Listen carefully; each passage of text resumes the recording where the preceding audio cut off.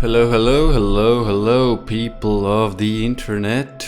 My name is Ian Altar, and you're watching the Freedom Astrology channel. And this is a daily report series I started doing maybe a week ago. And this episode is quite special because it's happening on the full moon.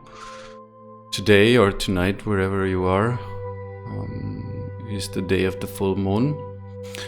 And I also picked some general influences, and in the end I'm going to go through the signs to just give you a quick indication of what are some areas you're going to be most affected.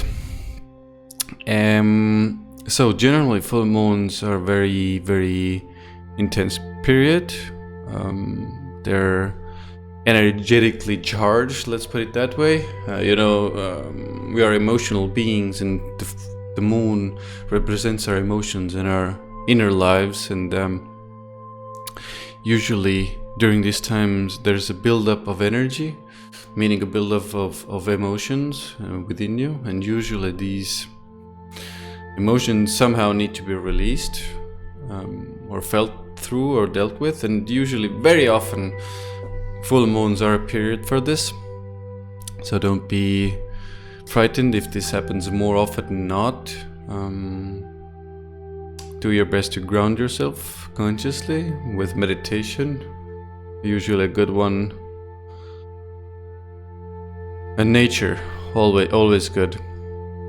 So it's a bit of a period when, the veil between the other worlds or this material reality and the other realities around us is a little bit thinner. So a lot of dreams can happen. There's like intuitive communication. You can feel things more clearly. Your let's say your spidey senses are more in tune and maybe even on overdrive. That's why the grounding is always good during full moons. Like walking, if you can walk barefoot. Maybe it's already warm where you are. It's not that warm here in Estonia. But meditation is my, let's say, weapon of choice with this, and I do recommend it.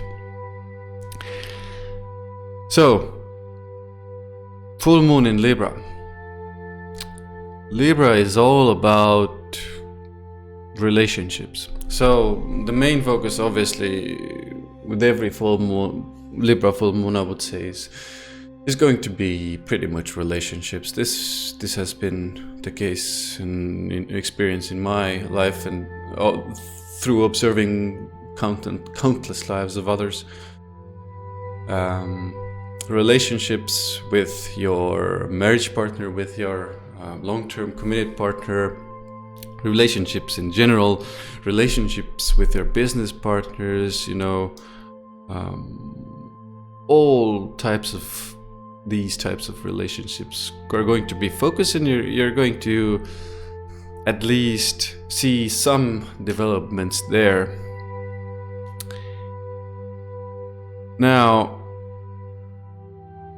the moon, if you look at the chart, is a little bit lonely during this full moon, if we consider aspects. But when it's Libra, there's always going to be like this yearning and desire and emotional need, even for relationships and even diplomacy and finding balance in our lives is really key during this full moon, and whenever a moon is in Libra. There's a pretty wide aspect with Mars. I think deserves a mention.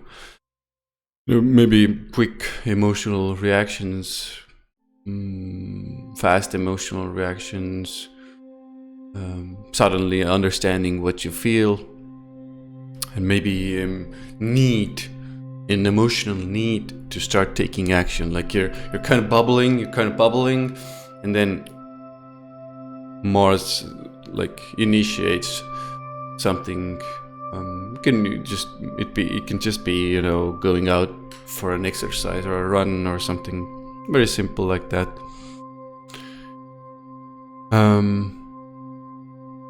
Yeah, I mean, when it's Mars is a kind of a surgeon.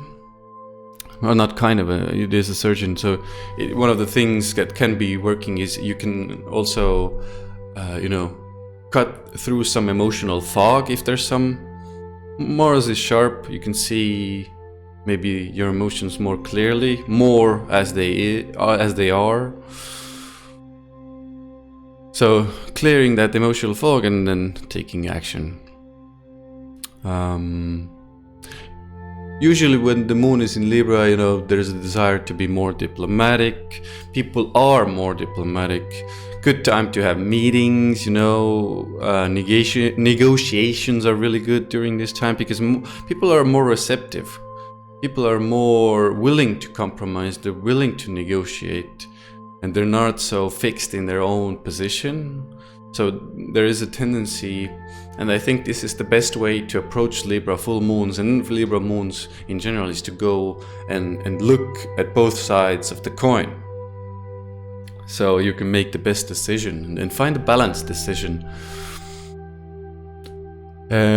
So if, for example, if you've been in a confrontation in a relationship, for example, now it's a good time to take action regarding it, or even these might resolve on their own as well. But if you feel like you can approach someone to find a common ground, I think this Libra full moon is a good time to do it. Today and tomorrow, still we're in Libra. The moon will be in Libra. So these are good times to get in touch with someone and try to reconcile and try to compromise there. Yeah, just looking at my notes. Yeah, the negative side, of course, with Libra moon is there is a tendency to really think about what others think about you, and that can go too far as to constantly worried about, oh my god, what these guys think about, what this relationship person thinks about me, what do my business partnership think about me. It's just like worrying too much about your appearance and how you look in the world and your public image. Yeah, there's also like an emotional need for beauty and for beautiful things, to feel beautiful, to enjoy some art, design, to maybe even do art design, to have more of those Libra things in your life, fair trade.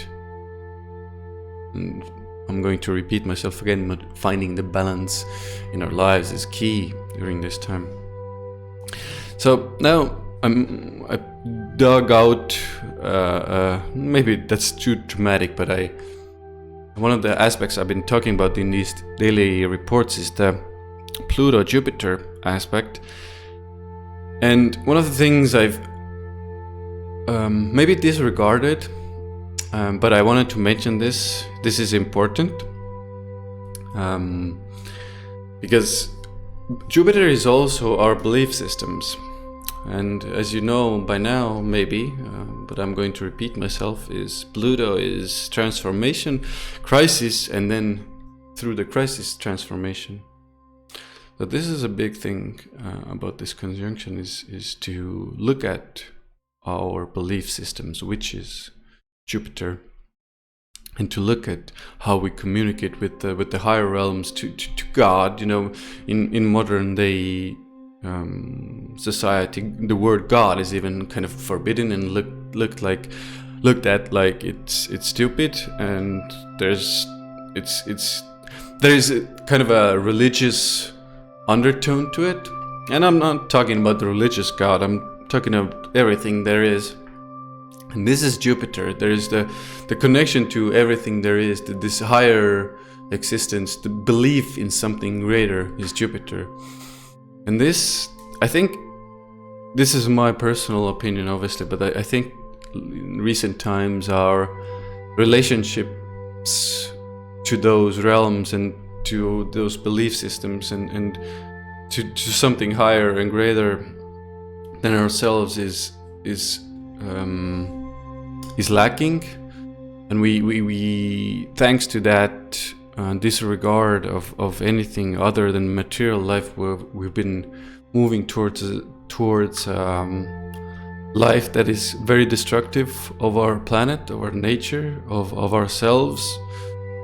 And now, during this crisis, we will get at least a chance to look at this more deeply, because it will be a crisis of your beliefs as well. And you're going to be in a place of, okay, I don't know what to believe in anymore, and how can I believe in anything? And through that crisis, something greater hopefully will come. So this is big, and I think is really important for us to understand and to keep reminding ourselves. I'm going to keep reminding this in these dailies as well, because it's so super important that we also not just take our material lives into, or put them in a different perspective during this crisis, but I think it's also a matter of our inner lives and our belief systems and the way we communicate this world, the way we communicate and interact with this world, and what we believe about this world and the other worlds around us. I think that's it. So the positive side here, another aspect I picked out was Mercury and Neptune are now in sextile with Pluto and Jupiter. So this is a positive aspect. I mean, for me, sextile isn't a really big one, so to speak, but it is a bringer of at least minor positive things, minor relief. And if we're talking about Mercury and Neptune sextiling, Pluto and Jupiter, which is right now at the heart of this crisis. I mean, Saturn will go back and forth, and Jupiter as well, but Jupiter, Pluto, and Saturn are the main players in this. So if Mercury and Neptune sextile this so-called crisis we have, it can mean some positive information coming that is to do with the crisis. Some medicine is a possibility, or some kind of relief medicine for this virus, this illness that is going on is a possibility. I'm not too optimistic, so I'm not seeing a complete healing of this. I'm rather seeing some sort of relief, or some kind of drugs, maybe some kind of drug starting to be invented, being at least close to being on the market. So the potential is there. It is a 5-degree orb with Neptune, so it is a little bit wide, but I think there's at least some healing potential there. Mercury's aspect is more exact, so a lot of communication happening with the crisis, a lot of information exchange between the crisis, and this, when it's a sextile, it's usually more important information, or not important, maybe it's the better word is useful information and good information being distributed and gotten through this crisis. It's what to say? So another positive thing before I get to the negative is Venus. Venus is making some positive aspects again to Pluto, Jupiter, and well, we could say Saturn as well, but that's already a bit of a square there. 2, 3. Or it's no, it's we can call it a trine. Actually, it's a bit of a trine-ish. Actually, 2-degree orb. That's a trine. And maybe Pluto and Jupiter is a bit wide already, but it's still we can, if we really want to see it, we can maybe call it as an optimistic bringer of good things, because Venus is a benefic, and it's a good, let's call it a positive planet. So mostly trining Saturn and Mars. Wide orb, let's give a wide orb to Pluto and Jupiter. So this, in my mind, can at least momentarily bring some relief for the governments, Saturn, and also for the people, masses, Saturn. In a lot of ways this can be, or some ways this can be like unemployment checks or help checks or like relief checks, or some sort of monetary support can come, or relief packages or whatever they're calling it. But it's so important to remember, if you have some very difficult aspects in your natal chart, it might not apply, but in general, this aspect should bring at least some monetary support.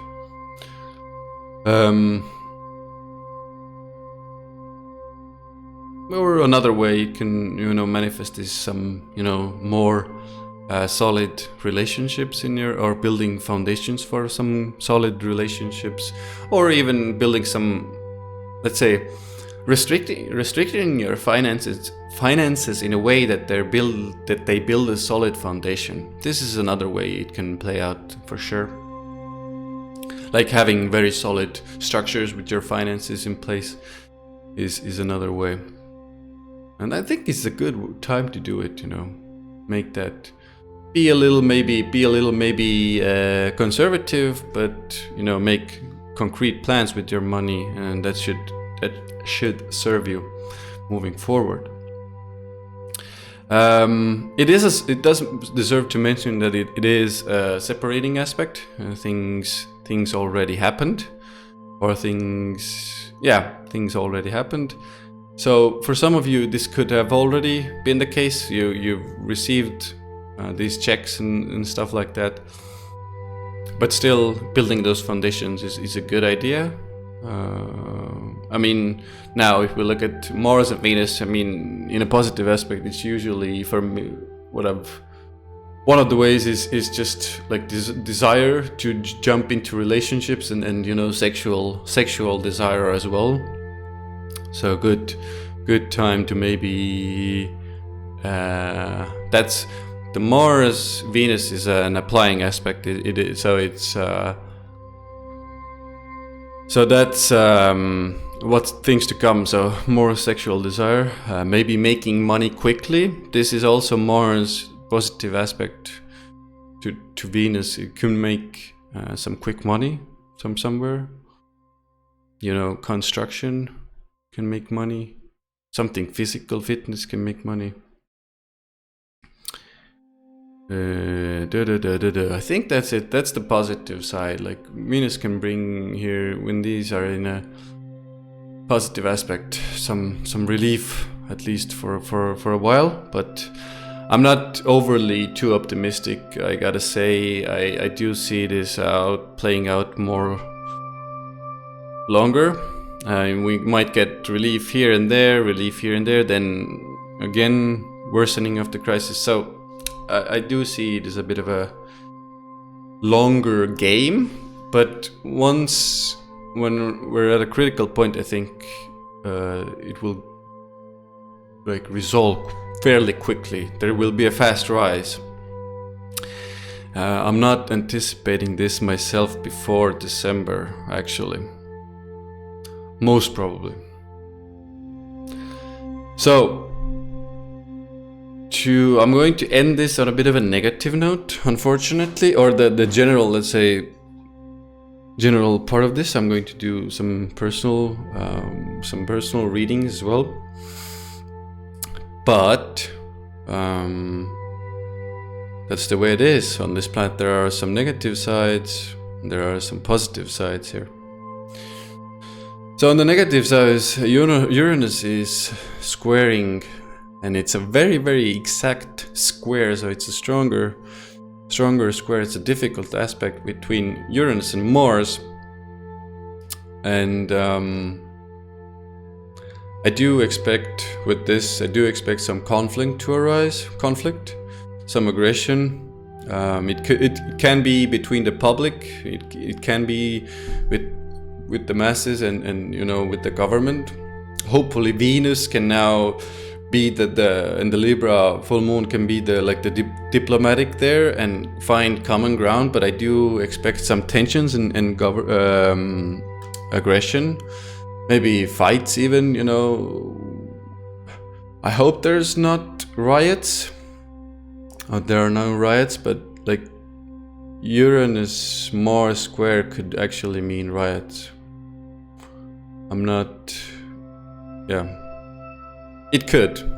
Or it could even mean inwardly it can mean this desire to break free and quickly, and I want to break free from these restraints that are in my life, because it's a wide or a little bit wide with Saturn as well, the square. But these government restrictions are on us, and this desire and yearning to break free from those is going to create the tension within ourselves. And if not channeled properly, this can lead to outbursts of anger and frustration sometimes. So there is a bit of a difficult energy here. Even forest fires and fires can happen. Hopefully not, but there is a potential there. So hopefully with Venus we can contain it. Okay, so much for the let's say general report, and let's see now from sign to sign where this full moon is going to affect you. So let's start with Libra, because it's happening in Libra. So Libra, for you, it's happening in your first house. It's happening on your ascendant. So this means your body, your general path in life. That we can call it destiny as well. What you're here meant to do. So you're going to see in the next 2 weeks. You're going to see some material results. You're maybe evaluating. Or you might get results, and you're seeing those results, and they're maybe not like you want it to be, and then you decide to go on another path. Or you might see those results that on a path that you're moving on, and you be okay. This is a good path. I'm moving on, and I'm going to continue. But usually there is some bigger physical manifestation or material manifestation with your general life. So expect some big results, I would say. For Libras, this is a pretty intense time. So for Scorpio, I just have to mention that these predictions apply to your ascendant, sun, and moon sign. So ascendant sign or moon in Libra was the last one, and ascendant sun or moon in Scorpio is the next one. And for you, it's happening in your 12th house. So manifestations of spiritual nature, very vivid dreams. Maybe you go to a spa. Maybe spas are closed, but maybe you go to a hideout and meditate there. And this is a very spiritual energy and good time to focus on your inward game and spiritual game, let's put it that way. Meditate, relax, rest. Sex is good, more quiet time.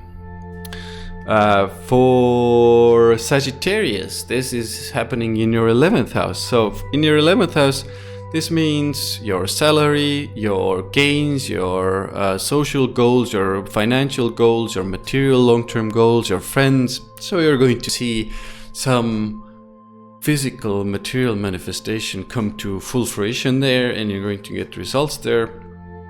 Maybe you get a salary, maybe you get a bonus, maybe you get something good. Maybe it's just like a receiving of salary, or maybe you have some good time with friends, or like a get-together friends, something like that. Or you maybe even see some results of your long-term goals. That's for Sagittarius. So for Capricorn,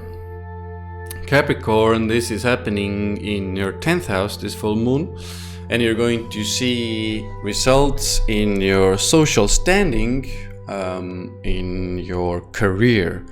These are the most prominent with the 10th house. It's very closely associated with career, so results in your career, maybe even getting married for some of you. It's a possibility.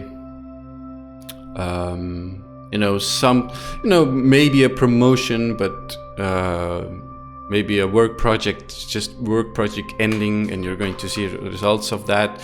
Maybe you did something good in your career. You're going to see results there. For Aquarius, this is happening in your 9th house. So 9th house, we just spoke about a little. It's your belief systems. It's your it's foreigners, travels. It's higher education. So some of you might get a diploma or finish some course, or start making plans, or maybe see some traveling come to an end, or make